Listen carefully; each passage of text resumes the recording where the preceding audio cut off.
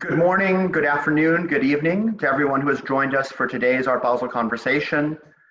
This is the second episode in the series that we started last week. I'm proud and amazed to say that more than 3,000 people have registered for this Zoom room, which is actually enough to fill Carnegie Hall.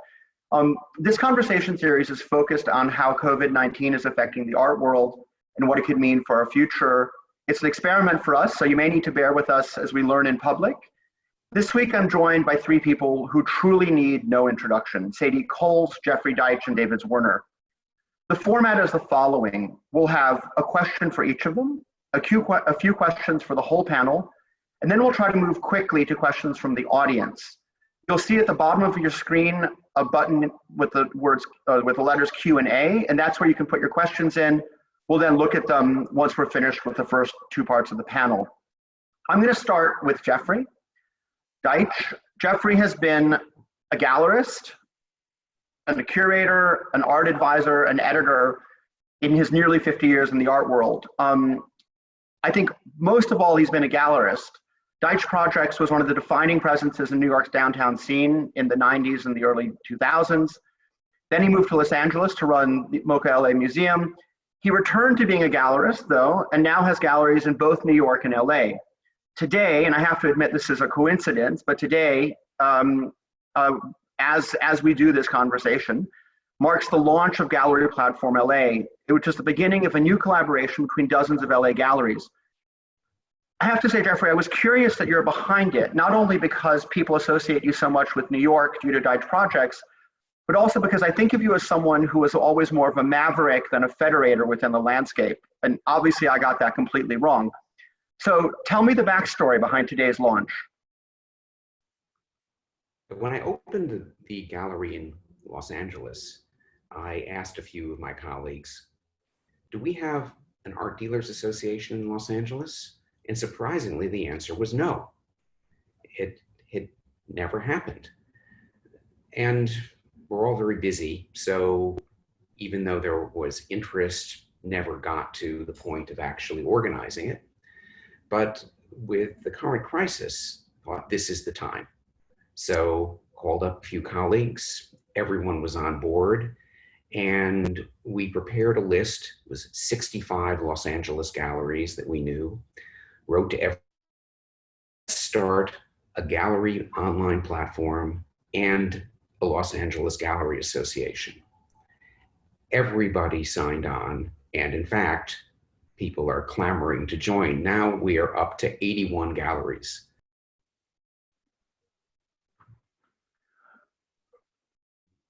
Jeffrey, I'm curious about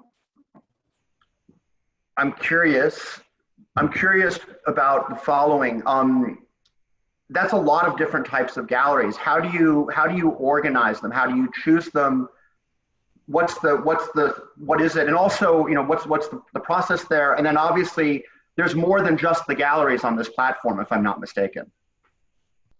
So each week there are 10 galleries with online viewing rooms and one curated room. Our first curator is Sarah Lara Graver, who's my favorite Los Angeles art critic. And she's come up with a fantastic concept. And then there is some exceptional editorial content. Each week, there will be a section on LA gallery history. We're starting with the legendary Copley galleries that showed amazing surrealist program in the late 1940s. And then an artist visit with Christina Quarles, collector visit with Dee Carrison, and a gallerist visit with the people behind Commonwealth and Council. So we will have these features every week, and they will be archived. So in addition to the gallery platforms, we will have remarkable content that over the course of a year will be a fabulous picture about the LA art world and its history. I'm curious. The galleries, and each week we want a balanced selection of some international galleries, artist-run galleries, galleries with some LA history, some that are new. I think we've achieved that. Good. I'm curious how when I think of you, I always think of Deitch Projects. And I think when I think of Deitch Projects, I'm surprised that you're the person behind this. And how do you see the relationship between that part of your history and this part of your current activities? Well, I like that you describe me as a maverick. I will accept that. But I've always been someone who loves creating a platform for community. And with Deitch Projects, one of our goals was to create a platform for the downtown creative community. I think we did that. You came to a number of our openings. Sometimes we closed down the street. And a lot happened inside this platform of introductions, meetings, creative collaborations. So collaboration is something that goes hand in hand with our approach to being art dealers. Okay, good. I'll move along to David now. David Zwirner, you opened your gallery in 1993. Today you have galleries in New York, London, Hong Kong, and Paris. The program runs from younger artists such as Carol Beauvais to the estates of Dan Flavin, for example. Your gallery has been a pioneer in launching online viewing rooms. You started 3 years ago in conjunction with our Basel Fair, and now you're running them on a more or less perpetual basis. In early April, you surprised a lot of people with your platform project, which is offering space within the viewing rooms to much younger galleries, first in New York, then in London, and now in Los Angeles. How did this come about, and how do you feel about how it's progressing?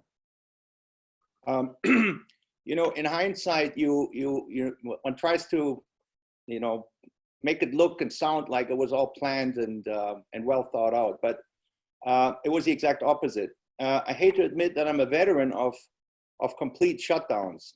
2001, September 11th, I had a gallery in Soho, and we were closed. The whole neighborhood was closed. Hurricane Sandy hit us, 2012, wiped out 3 of my spaces. And what I've learned is when that happens, it's better to look outwards than inwards.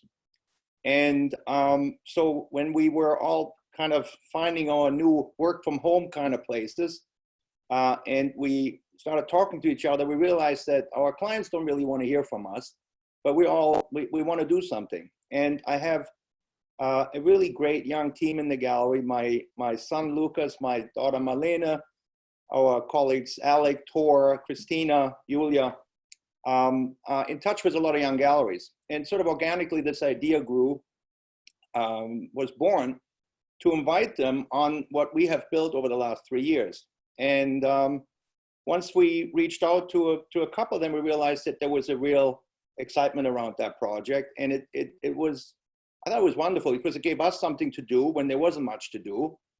And I think it really put the galleries to work trying to figure out what they would put on there. And, everybody talks about the 12 galleries, but it's really 12 artists that we're featuring, right? So each gallery would put one artist on there. And I thought that was a really nice way to get people back in the game, and we were able to talk to our clients about something that wasn't related to our gallery, but made them look at really interesting work. Yeah. Were people surprised when you chose to put younger artists from other galleries onto your platform? They seem to be more surprised as time goes on in a weird way. I think when it was happening, it felt just like a good thing to do, and it didn't. Again, we had the capacity. It's not like we were able to do a million other things at that point. And a lot of these galleries I've visited, my kids take me around, and hey, I was a young gallery 27 years ago, so I know exactly how that feels. It just felt, it felt very organic, weirdly enough. Now everybody's trying to figure it out, but it felt organic, and it has legs. So that's what's very exciting. Okay, great. Sadie, last but certainly not least, you launched Sadie Cole's HQ in 1997. I think it's fair to say that you're one of the really pivotal players in the London scene, a singular voice in the art world, representing artists such as Martine Sims, Sarah Lucas, Monster Chetwynd, Oris Fisher. I remember you telling me shortly after the virus hit Europe that you'd formed a WhatsApp group, which soon came to connect dozens of galleries from all over the city of London and across the entire spectrum of the market. Unlike Jeffrey and David's projects, though, this one doesn't have a public-facing project yet. In fact, most people don't even know about it. but I know from our conversations that it's been incredibly active. So tell me about how it started and tell me what's going on. Well, we in London, everybody closed their gallery on the 16th of March, which I think was a Saturday. And the WhatsApp group was formed pretty much over that weekend, and it now has 85 voices on it. I think they're from 60 galleries, so it's not only the principals, it's also general managers and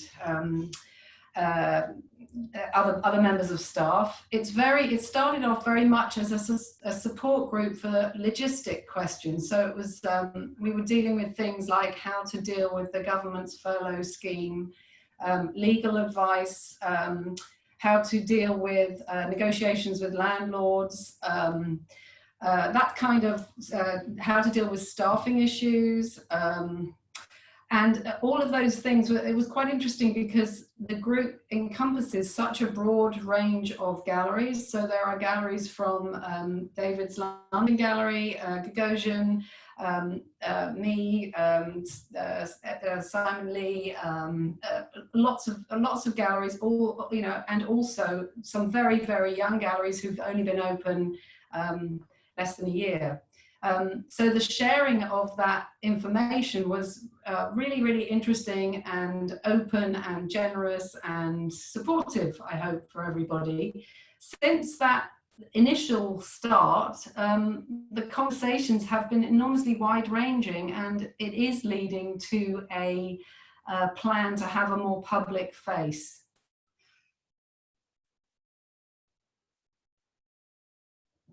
I can't hear you.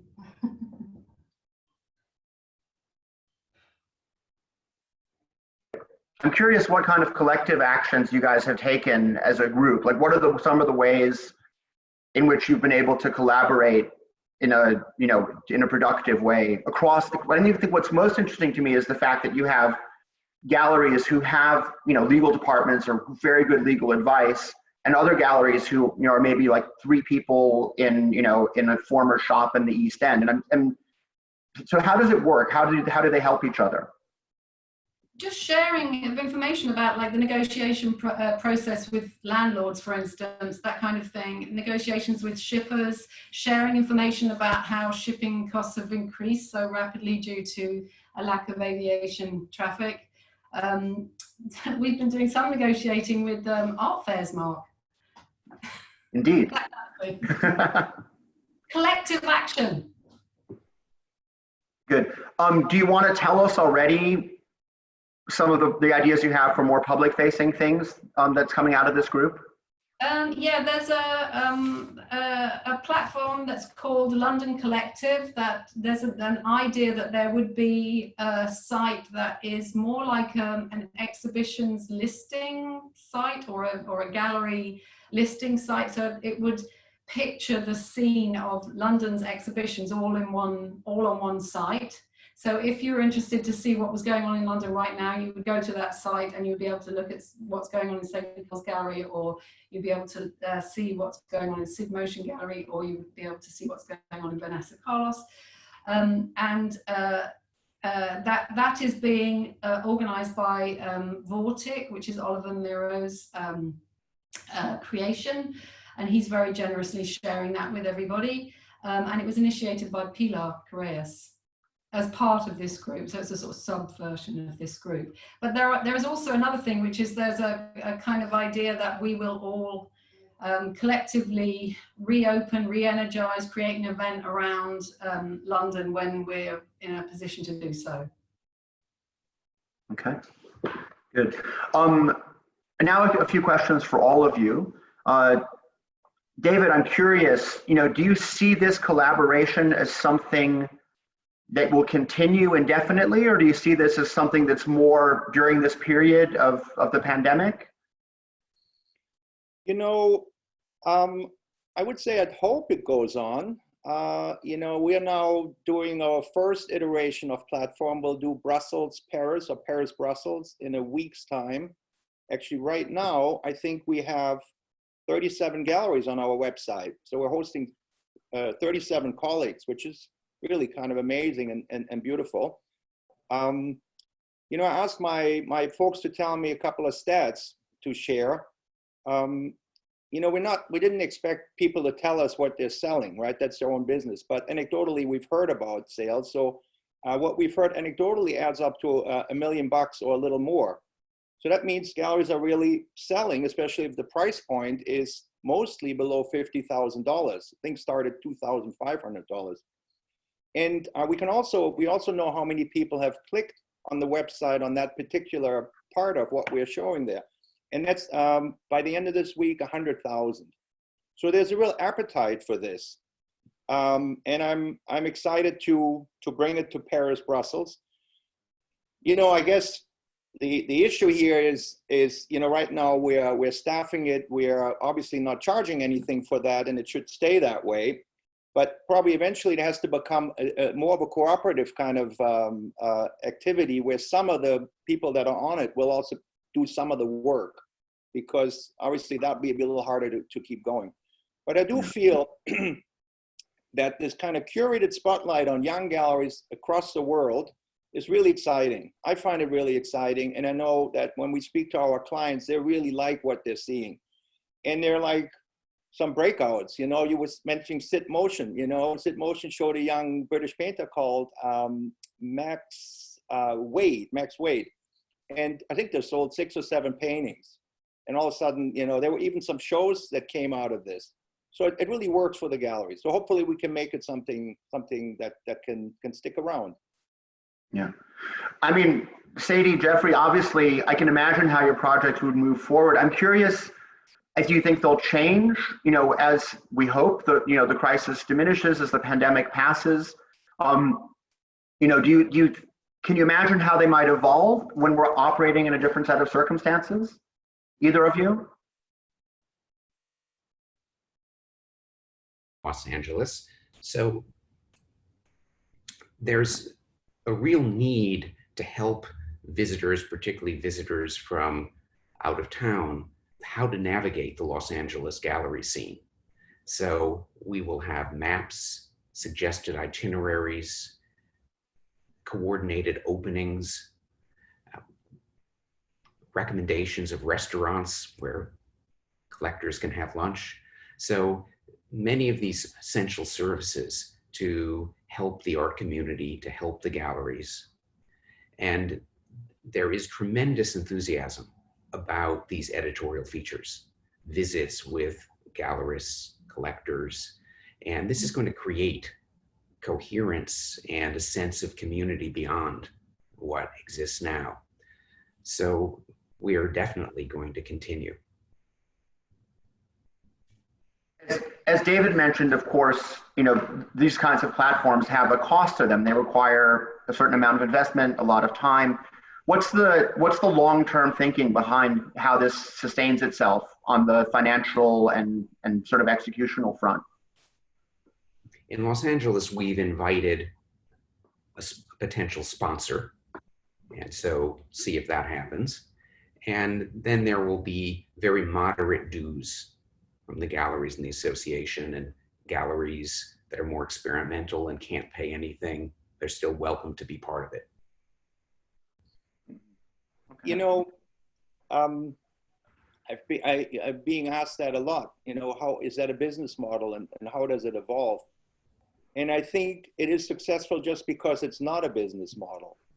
And it is, you know, the business model would be a subscription model, or unfortunately, a very, you know, fair model. Everybody is allowed in.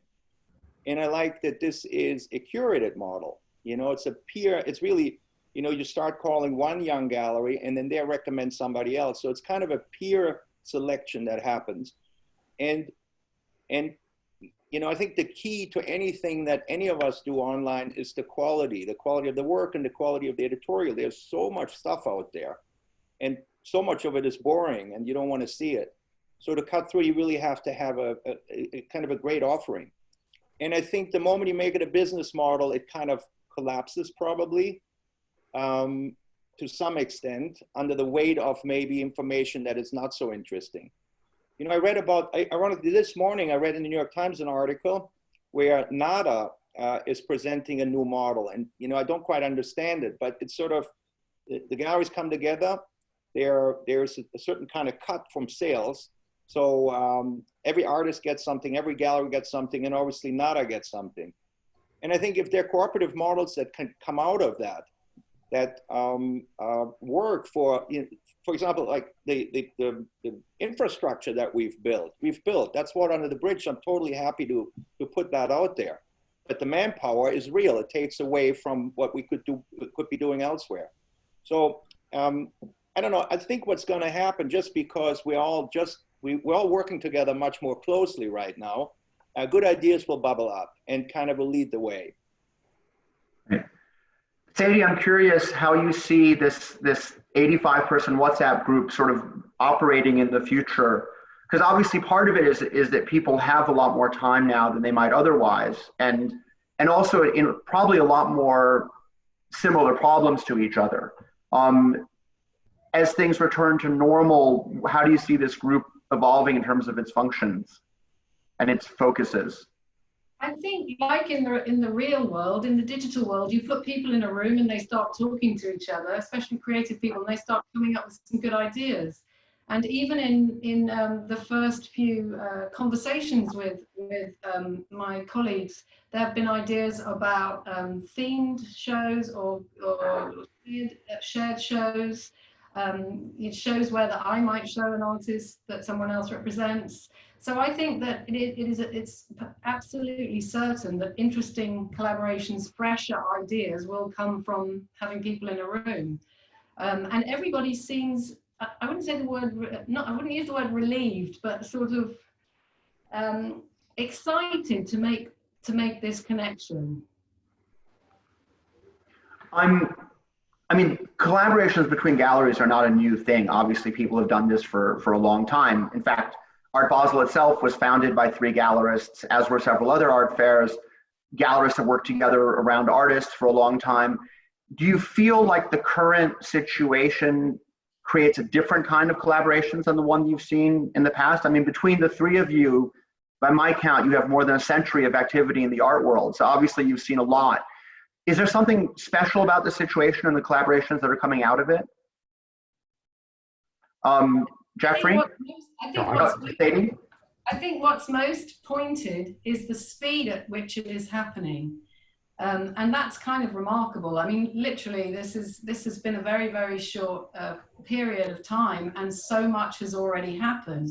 I'm so impressed with the Los Angeles thing, because you've done that in a month, Jeffrey, you guys. And look how rich the thinking is there already. I love the idea of archive. I think that's just really genius. So I mean, that's the speed at which this is happening is quite something. Yeah, and is that just, oh, Jeffrey, go ahead. Oh, yes. So there's a sense of urgency that we couldn't wait. And this sense of urgency has really spurred all this effort and level of collaboration that would not have existed before. The other element that characterizes this new collaboration is much larger. So I started my career at the 420 West Broadway Gallery building in Soho, New York City in the mid-1970s, where you had 4 galleries sharing a building and opening at the same time. So the collaboration goes way, way back, but that was just 4 galleries. Now we have a platform of 80 galleries. I mean, obviously, I think, oh, go ahead. I'll chime in too real quick. I think, you know, what Jeffrey says is absolutely right. There's a sense of urgency. We all saw what we know and are good at just disappear literally around March 16th. You know, going to the gallery, working out of the gallery, or going to an art fair, presenting works there, gone. So we all had to kind of think quick on our feet, and not to be, you know, overly pessimistic.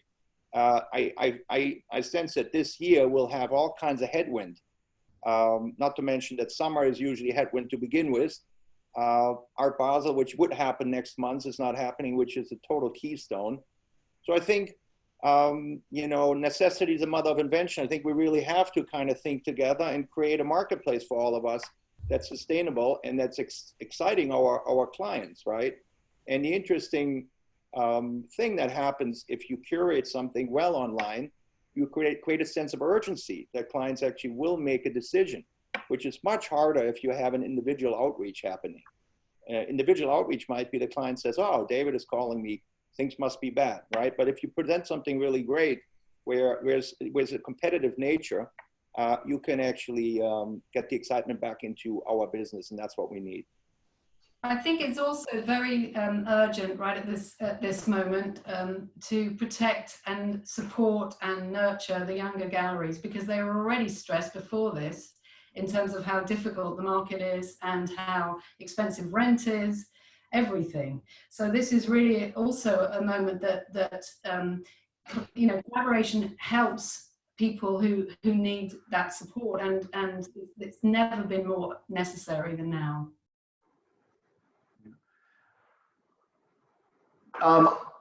Sadie, I'll go back to you with the next question, which is this. What's your take on where things stand now in terms of the market? Because you hear, you know, there's this kind of notion that the market is dead, or that the market is purely digital. But I'm also hearing about people having long conversations. I'm hearing about works being sold. I mean, and not to pretend that things are great, because they're not, obviously. But what is going on? What is the sort of activity that you're seeing, both in your own gallery and what you're hearing from colleagues? I think that, yes, I mean, art dealing seems to be the same as it always was. It's about a one-on-one conversation between you and someone you know who would be interested in whatever artwork you have at that moment. But and I think in isolation, I've never had more conversations with collectors, colleagues, artists, even my own family than I've had in the last 6 weeks. So I think there is a lot of one-on-one selling going on, where it's very targeted. You're doing it in a very, very precise way, and that for me is and should be the most effective way to sell art. The online activity, of course, as David says, creates an event, excitement. It replicates, for a dealer, the excitement of making a show in many ways. We can't go in the gallery and install an actual exhibition, so we're working with the artists to think of interesting ways of presenting their work online. It's not the same, but it's creating energy, it's creating purpose, and it's creating connections. Yeah. Jeffrey, what's your take on the market now? Our field is based on relationships with collectors, artists, curators. And so I see that's what I'm doing, that's what colleagues are doing. We're focusing on these relationships. So sales have declined because people can't see work in person, but most of the gallerists I know are being able to do some business to keep things going. What I've noticed as part of this collaboration, that gallerists who I've been talking with on the LA platform are contacting me, can we work with that piece that I saw in your gallery? So this is fascinating. So I think this inter-gallery collaboration is going to add to the velocity of business. David, what's your take? You know, I totally second what I heard from Jeffrey and Sadie. I think the smartest thing to do, which we've done, is really talk to your clients right now, establish where they are, right? Some are really in a defensive crouch right now. But what I've found very interesting, those that are really building collections, I think right now it's of this moment where you're either an art buyer, lover, and you want things for your home, and you're probably not very active right now. But if you're a collector and you've been chasing certain things and you have holes in your collection, you're going to be very active right now. And the smartest collectors, I understand that probably in hindsight, 2020 will be one of the great, great years to add to their collection. So it's been interesting to tickle out what people are looking for and finding that. And it's also been interesting to see how actually strong the primary market is when there is demand in the primary market. And that's been you know, very reassuring. But the best thing, of course, has been talking to the artists, because the artists are actually very often in exactly the same circumstances in which they always are. They're moving between their homes and their studios. They actually love the quiet time. There's no travel on their schedule. They don't have to open anything. They don't have to be in an airplane, and they can create. And I think we'll see a lot of great work coming out of studios in the next few months, because they're really not, they're very much uninterrupted in many cases. And I'm going to plug something, if I may. Josh Smith, whose work I love, is actually creating a show, an online show, and it's going to be sort of the first of its kind, I think, because he's really kind of, what's happening too right now, artists are looking at what galleries are doing online, and they didn't really take it very seriously prior because they make art for physical space. But now this is the only place that exists, really. So they're thinking about it in new ways. And I think that could be very, very interesting. And so Josh is kicking it off with a show called High as Fuck. Yeah. Good. I'm curious, Sadie, do you see the same thing with your artists? What's your take? Because you work with a lot of younger artists, but also artists who are very much well into their career. Is there a generalization you can make about that?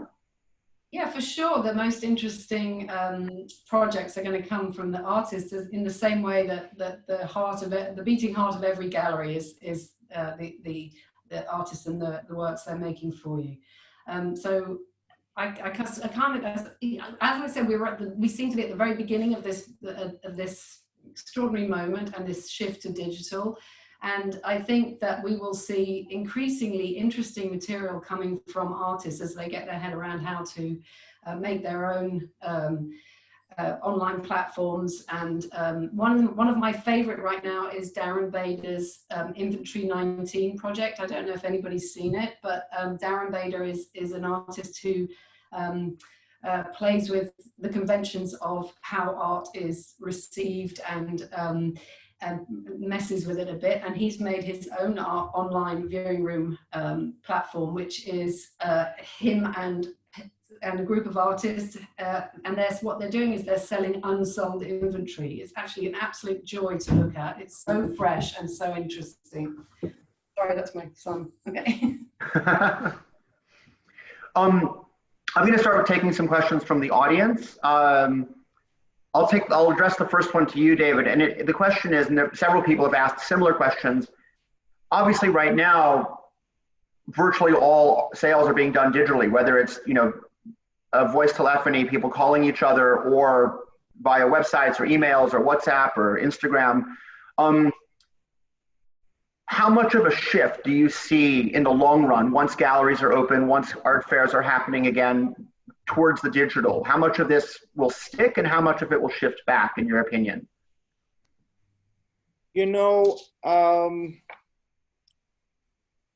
I think that we're gonna, last year, our digital business, even though we really, pushed hard and had, I think, 19 different projects, didn't get to 10% of our business volume. This year, I'm sure will be much higher. Obviously, right now, everything we're doing is online, one way or the other. I think sort of where it's going to go is 20%. And it will, Marc, sorry to say that, it will, create a problem for your business model, not necessarily for yours at Art Basel, because you're really the industry leader. But the art fair, of course, will become something that will be reevaluated if online gets stronger and stronger. Okay. Other thought, Jeffrey, Sadie, are we seeing a seismic shift, or are things going to shift back when we return to to whatever the new normal is? The online and the physical space, they fit together very effectively. So our audience wants information. They like to know the background. So the combination of the information that you can receive online and then actually seeing the artwork in person, I think that's going to be our new model. In the same way that we now work in person and in Zoom rooms. Right. I think what Jeffrey says is really important. I think it's not an either or proposition. It's really a shoulder to shoulder proposition, right? Mm-hmm. So all artists are making art for physical space. There's absolutely no question that that's what we need. We need physical space for the artworks that are being produced. But physical space is limited to one location. The online space is completely open-ended in terms of the audience. So that's exciting for artists. And usually when you present a work in physical space, you don't contextualize it. You don't say, you know, where the particular idea is coming from or what the reference points are. You only hear the artist's voice. Those are all things that you can deliver online in parallel. So again, shoulder to shoulder, and I think that will really change. I think what will change is what artists want to have on the online platforms vis-a-vis their physical, their shows in physical space. And I find that really exciting because it's a much richer experience that's coming our way. Right. Sadie? You're muted. I was just saying, I think it's a parallel activity, and it's a bit like publishing. So you know, if you're making really, really beautiful artist books, it's a bit like that. And the projects that look more like they're artist initiated or are artist initiated are, of course, the more special artist books. Do you have, I mean, obviously in this, as David was saying before, artists make work for spaces, but do you have, you mentioned it, you touched on it before, Sadie, but I'm curious for any of you, are you seeing artists sort of take the challenge, because artists tend to take challenges and constraints and create out of them, take the challenge of only showing a work online and doing something interesting with it? I mean, obviously Darren's is an extreme example because he's turned in a website into his artwork, but something, other examples of artists sort of saying, okay, this is the new stage, how do we play on it? You know, I think that's really the opportunity for this lockdown moment, to bring this medium closer to the artist and have the artist invent in it and lead the way. And that's why I was talking about Josh. You know, that's the kind of interaction that I'm looking for. And honestly, most of it has been really curated by the gallery. I keep joking, it's sort of like almost like we take a bunch of work and treat it like a secondary market gallery would treat it and put it online. And it's ultimately, you know, a form of e-commerce, but it's not really a form of production of culture. And of course, when we do shows in the gallery spaces, we're producing culture and hopefully selling art. But I would say for the artist, the production of culture is first and foremost. And if we can get some of that into the online space, then we're actually changing visual culture. Again, we can't do it. The artists have to do it. But it's an opportunity right now. And that, I think, could be really exciting. I mean, I think we're just at the beginning when it comes to this, and we'll see many things. Oh, Jeffrey, did you want to add something? Sure. Another opportunity is with curators. So for curators to use the online platform to create thematic shows with artists. And that's something I'm very excited about on our gallery platform, LA. We start with Sarah Lyric Raver's curatorial project. So here's a question for all of you from the audience. Everyone now is doing an online viewing room. You know, David, you started 3 years ago. Art Basel launched its first in March, and then we're doing another one in June. Frieze has one running right now. Galleries are rapidly putting things online. What's your advice for your colleagues when they are forced to do or feel forced to do an online viewing room? Is it a must, first of all? And if it is a must, what do you have to have? What works and what doesn't work, in your opinion? Sadie, can I toss that question to you first? Is it a must? Sure. I mean, I think it just goes back to this thing that it looks less like a commercial selling platform. Sorry, less like a commercial selling platform and more like an artist book for me, more like a project, a publishing project, you know, that's very, very authentic and true to the voice of that artist. You work with the artist to make something that's really special and unique. Yeah. Genuine. Yeah. A couple of market questions which have come up. First of all, I remember when we decided to do our Hong Kong, our Art Basel Hong Kong viewing room, we decided that it would be mandatory to either put a price or a price range on every artwork, because we felt like it's hard enough to sell art via a website anyway, but if you also make people jump through the extra hurdle, and there was data to back this up, the sales would come less quickly or even more slowly depending on the case. My question to you is, price transparency, the idea that you have a price next to almost every artwork or next to every artwork, which I think is the case. Jeffrey, I think you encourage it. I don't know, David, if it's mandatory or encouraged, but obviously we're seeing a lot more artworks from a lot more famous artists with price tags online now. Do you see this as something which is only of the moment, only online, or are we, when we do start having fairs and gallery openings, are we going to start seeing price labels next to artworks? What's your take on that? Jeffrey.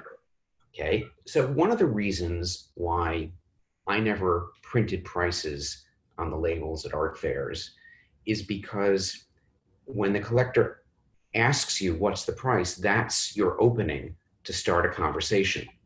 If the price is there, they might take a look and then they just walk away. So it's a way that we can structure engagement.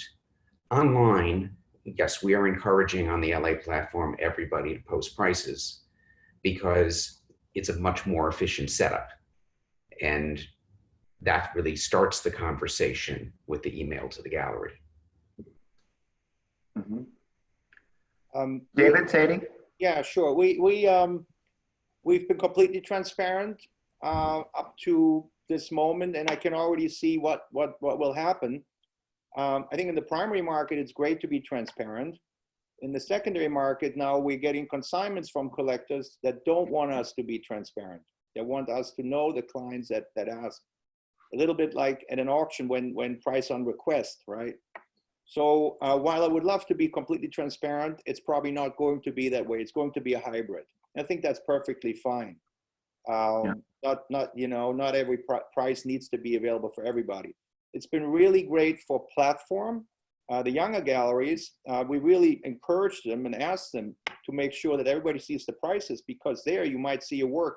You might walk by in an art fair and see a major painting and say, oh, I'm sure that's very expensive.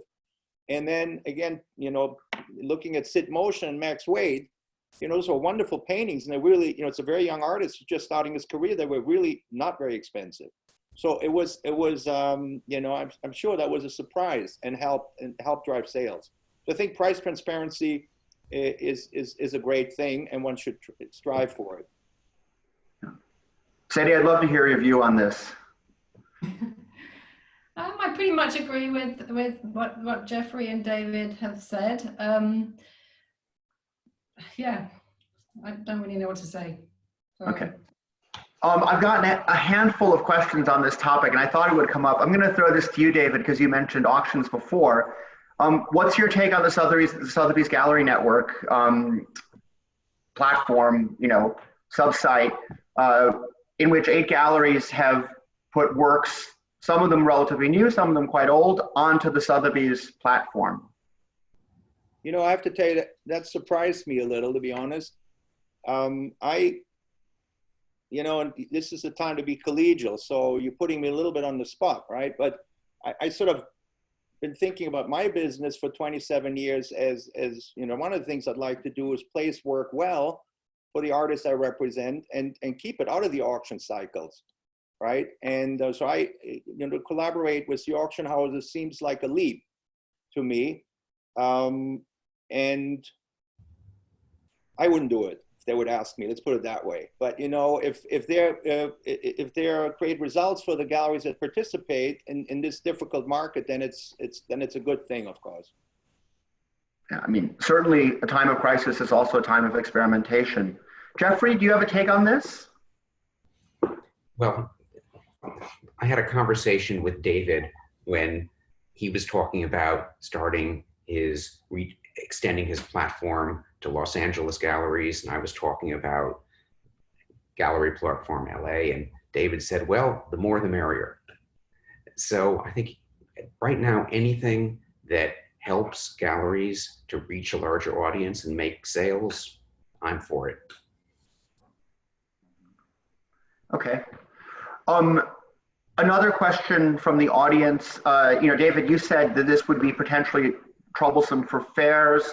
I'm curious, do you think as these online platforms develop, as people get better at promoting work, as artists want to have work online as well, do you think, for example, that this would change the tendency of people to set up galleries in multiple places? In essence, is the internet another gallery rather than setting up another physical gallery? How do you see the relationship between the desire to have a global network and how the internet fits within that? That's an interesting question. It will probably impact expansion plans as we move into a future. Even though I have galleries in 4 different cities, I've been actually hesitant to have too many galleries, right? There's definitely larger networks out there. So I personally love the reach that our online activities have. And we find that we connect to so many people where we don't have physical galleries. But again, the physical galleries are there primarily for the artist. So it's exciting for artists to show in Asia right now. So it's nice to have a presence there, and obviously in Europe. So I think you have to weigh what the artists need and what you can do and want to do on the selling side. Mm-hmm. Sadie, Jeffrey, I mean, you have 2 galleries. You have 2 gallery spaces each. I'm curious, would you be as likely now to add a 3rd space? Or do you see the online activities as kind of as pulling that energy in a different direction? Jeffrey, I'll start with you. Oh, Sadie, go ahead. We're fortunate. Sadie. Sadie wants first. Sadie. I would like to add a 3rd gallery in London. That's what I would like to do. Mm-hmm. That would be my favorite thing. And maybe for it to have a different place within the curatorial idea about the gallery. But I guess I'm not going to be doing that immediately, no. One question I had, and I'm not sure what the answer would be, so I'm just going to throw it out there, is from the audience, there's a lot of collaboration within the industry going on. In other fields, we've seen collaboration across industries. I'm thinking, for example, of all the luxury good houses that started turning out personal protective equipment, masks and gloves and that kind of thing.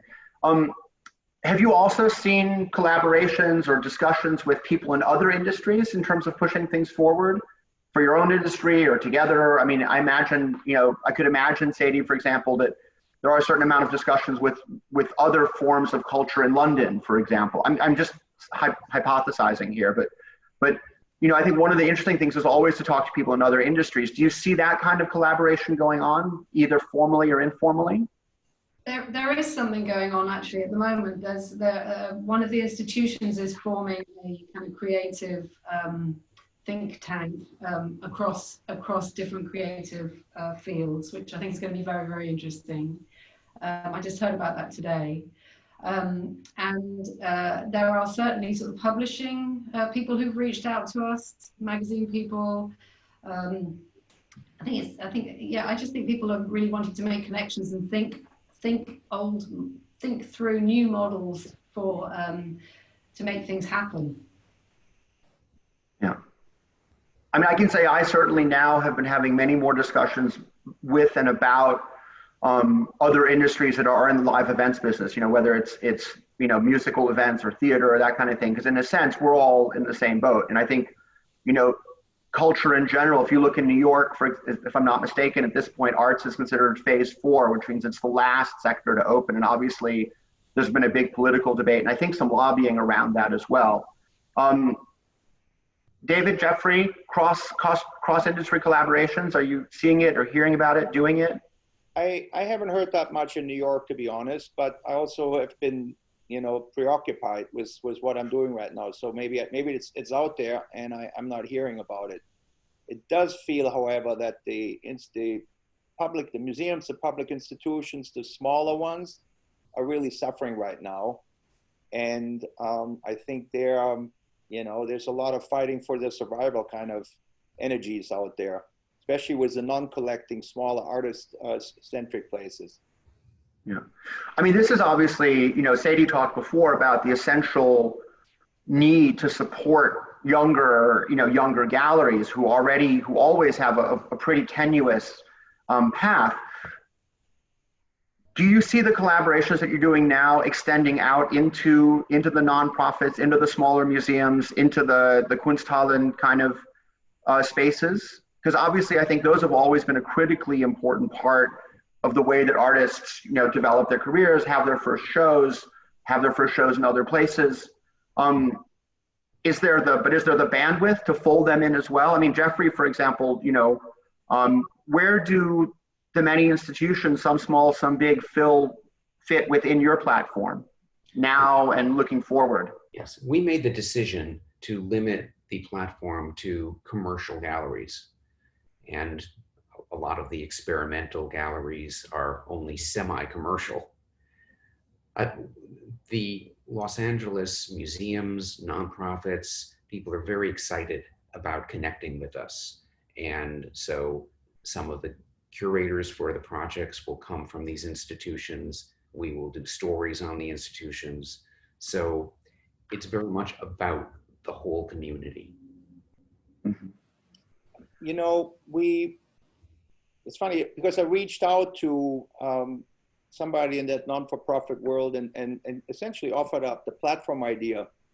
And I never heard back, ironically. It's very strange, which is a shame because Barbara Kruger gave a piece to the kitchen where 100% of the proceeds went to the kitchen, which is this great performance space across the street from us on 19th Street. And we took that and sold it as part of Freeze. And it was sold opening day, and the kitchen will have a bunch of money due to Barbara's generosity. But I think there's still so much hesitation and suspicion between the non-for-profit world and the for-profit world, and the collaborations are usually culminating in a gala where we buy a table and we all sit around and with each other. I think they have to kind of rethink a little bit too. How to maybe use the commercial world more intelligently, because I think there's a lot of goodwill out there to help. Certainly the artists want to help. That's for sure. Yeah. Other thoughts? Sadie, I'm curious, are there people from institutions in your giant WhatsApp group, or are they sort of linked in parallel? Because I have to imagine that they're part of the discussion as well. They're not actually. It's commercial galleries, absolutely. But the London Collective thing, which is the more like the exhibition platform for the whole of London, the idea is that there might be a not-for-profit element of that, which would be really great, I think. But having said that, I think there are lots of discussions going on between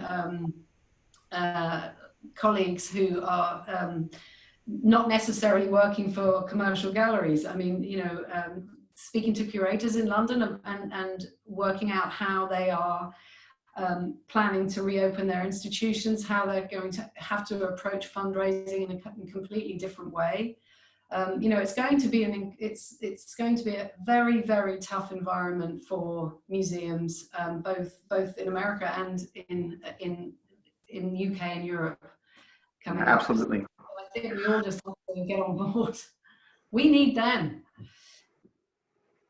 I'm curious, you were talking about sort of the modes of reopening. I'm curious, I'd imagine that one place for collaboration would be talking to your colleagues about what sort of health measures you're going to put in place, how you're going to handle the gradual easing of people back into the galleries.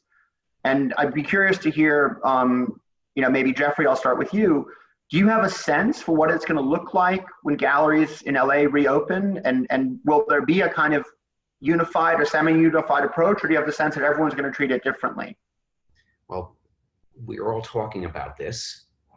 We don't have definitive answers yet, but this is part of the mission of our gallery association, to address this in a coherent way.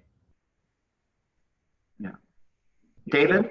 Yeah, we are actually, Paris is reopening, I think in 2 weeks' time, and they're all talking to each other in Paris. What we are doing in New York, I think, will be a little ways away, unfortunately. I can't imagine that happening before June, hopefully in June. So what we're doing is just looking at those countries that are reopening, South Korea, Germany, now France, and learning. It's all about, look, it's all about safety, right? The whole issue is the staff that works for you needs to be safe, and the people that come to your gallery need to be safe and feel safe. So how are we going to do this? And there'll be best practices that will evolve before we actually get to reopen in New York. So we'll take those. And I think London is probably a couple of little ways away too, right? It's like, so we'll learn from our colleagues on that one. Yeah. London, Sadie, what's the London discussion like on this? Well, actually, alongside this informal WhatsApp group, the London Gallery Forum, there's also a very, very efficient, I mean, mind-blowing efficient organisation called the Society of London Art Dealers, who've been amazing at providing all of their members a clear understanding of what the government's instructions actually mean. So we all get these missives from what's called SLAD, which explain exactly what Boris's 60-page document means for us all. So they've been doing a great job. But it's very, very unclear at the moment about when people will open, when our staff will feel comfortable to get the tube, because London is a huge city, so pretty much everybody uses public transport, and that's a really, really big issue. And then there's the issue about how to be safe for your general public. So I think we're as David says, we're a ways off figuring that out. Mm-hmm. Yeah, we're coming up on time, and maybe none of you have, but I mean, are there topics related to collaboration that you think we haven't touched on that are important? I mean, I think one of my questions would be sort of that traditionally the gallerist mode is more individualistic. All of you have your name on the door. How different is it to work in this collaborative mode? It's often democracy, and especially trying to establish a united approach is often a difficult process and very different than running your own shop, which is what all of you do. Is there an adjustment in the sort of modus vivendi when you're doing this? What sort of if someone said, I want to set up a collaborative project like you have done, in my city, what advice would you give them about how to get the most out of it? I'll start with David. I think it's the time to listen to each other, right? I think this is exactly the moment where you want to kind of, if you have an idea, share it and see what other people say about that idea and see what comes of it. Galleries are by nature very collaborative. It always gets, the narrative is always completely different than the reality. Our reason to exist is to work with artists, right? And artists are very often best served not just by one gallery, but by two galleries, sometimes even a network of galleries. So in order to do the best job possible, you got to come together and figure out what's best for the artist. And I feel so many galleries are doing that extremely successfully, and it's barely touched on. And we're also completely collaborative when we show up at the Basel Art Fair, because essentially we're trying to bring the best work forward and excite our clients so they can look at us, but also at our colleagues' works, right? It doesn't feel like collaboration when you're doing it, but it is. It's a collaborative effort. And then I've always said, go ahead. Sorry, and then there's the infighting, the narrative, and and all that other stuff. But it's actually by nature an extremely collaborative industry. You also very easily, and Jeffrey was alluding to that earlier, get a consignment from one gallery to the other. I remember when I opened my gallery, Barbara Gladstone consigned major artworks to me. That was very collaborative. So I think now is the time to actually build on that and strengthen that part of it. Jeffrey, you have 81 people in my most recent gallery show. the most important piece in the show was consigned by David. And I worked extensively with Sadie. So yes, collaboration is essential. So I want to mention that there's a shared sense of mission with the art dealers. This is not a conventional business. So most of us are not motivated primarily by money. It's nice to have a successful business. But if I look at the 81 galleries on the LA platform, I think the majority are there not because they want to make big money, but because there is a mission to contribute to the culture.